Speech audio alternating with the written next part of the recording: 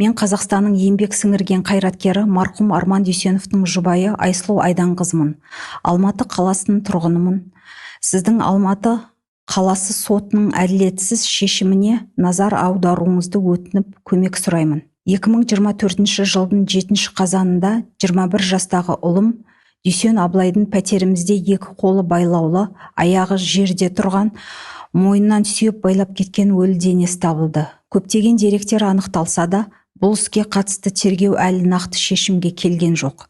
Екі қолы артына байланған адамның өзіне қол жұмсауы мүмкін бе? Бостандық аудандық полициясы дәлелді жауап берген жоқ. 24 қазанда 2025 жылы Бостандық аудандық соты менің пәтеріме қатысты әділетсіз шешім шығарып, 13 жасар ұлым, 83 жастағы қарт әкем және мен тұрып жатқан пәтерден шығуымыз туралы заңға қайшы шешім шығарды.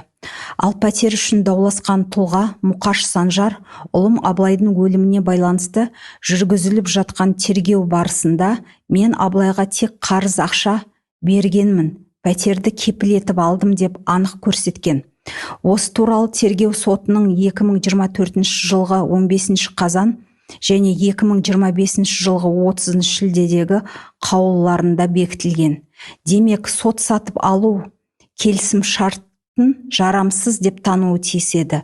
Марқұм Абылай мен Санжар Мұқаштың екеуі ара WhatsApp-тарында соңғы тек 65 миллион теңгені өте жоғарғы пайызбен бергені расталды.